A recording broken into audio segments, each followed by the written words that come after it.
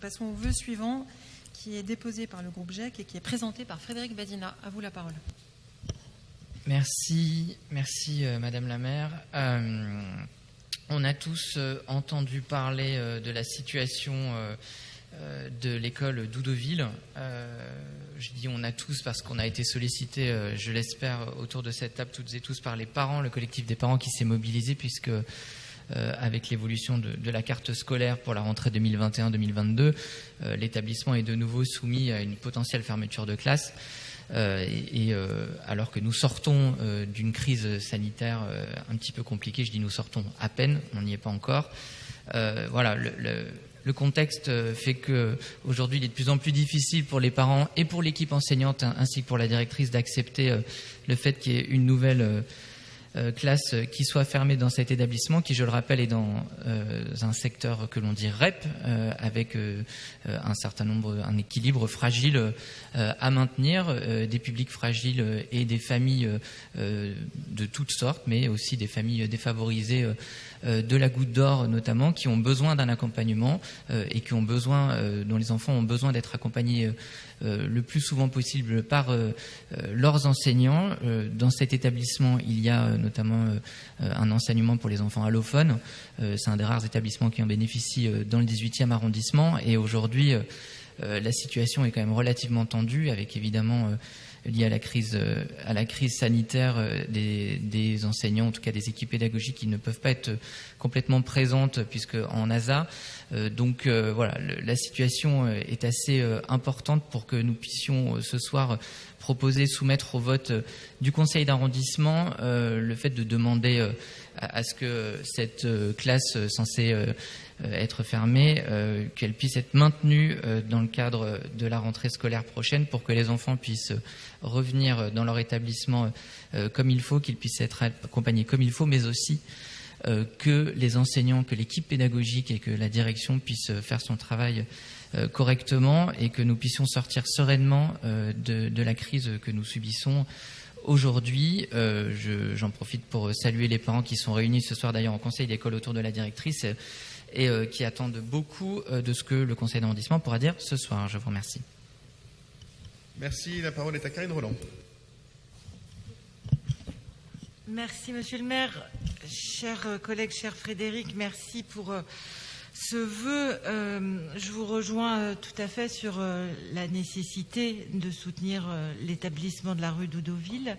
C'est une école assez formidable dans laquelle le projet d'établissement est clair. Il est porté par l'ensemble de la communauté éducative et par les parents.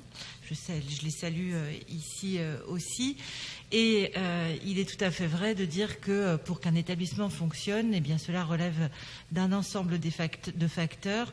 Le nombre de classes et le nombre d'élèves par classe en fait bien sûr partie.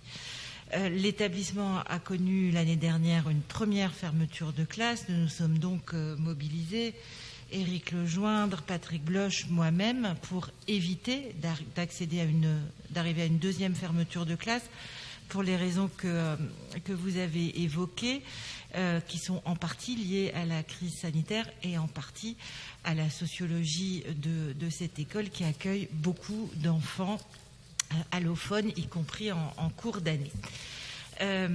Tout cela, nous le pensons, est sur le point d'aboutir favorablement. Je me suis rendue dans l'école. Monsieur le maire s'est entretenu avec le rectorat et j'y reviendrai dès demain matin. Donc, nous avons toute raison de penser que nous éviterons une fermeture de classe qui n'est pas un dogme. De fermer une classe ou ne pas en fermer, ça peut faire partie du projet d'établissement. En l'occurrence, il nous semble vraiment que ça n'est pas une bonne chose. Donc, nous espérons vraiment que nous éviterons cette fermeture de classe.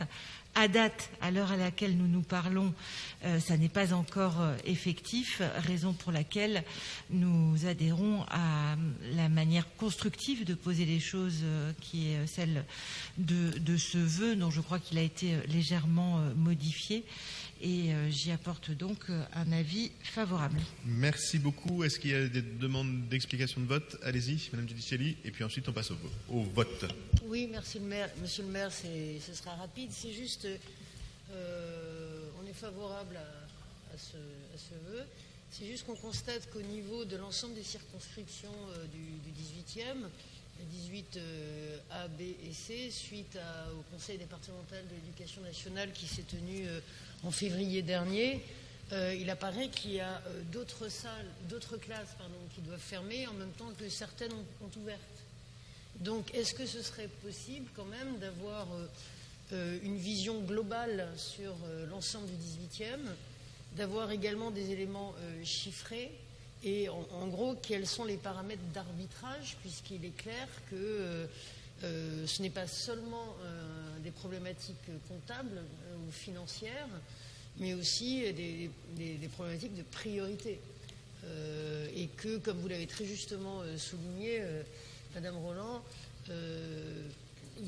les problèmes préexistaient à la crise sanitaire. Donc voilà, je pense que c'est important pour l'ensemble des autres écoles d'avoir que vous portiez une vision globale et un arbitrage clair, transparent et qui prend en compte des éléments aussi financiers.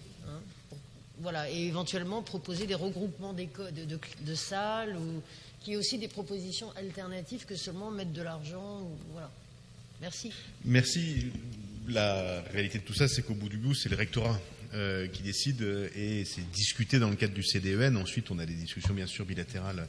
Karine Roland le disait, moi directement et elle bien sûr, et Patrick Bloch avec le rectorat. Au bout du bout, les élus ne décident de rien en la matière. On est vraiment dans une logique de co-construction, mais je pense que le mieux, c'est que vous ayez un rendez-vous avec mon cabinet et qu'on puisse parler de tout ça. Et de toute façon, tout ça est dit de façon très transparente et pour le coup en présence de la diversité de la représentation du Conseil de Paris au CDEN, même si, encore une fois, au bout du bout, le principal facteur, c'est combien d'instituteurs sont affectés à l'Académie de Paris année après année. Et est-ce que cet nombre d'affectations permet ou pas de répondre aux différents besoins.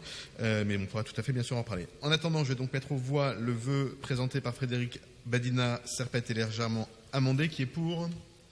Qui est contre ? Qui s'abstient ? Il est adopté.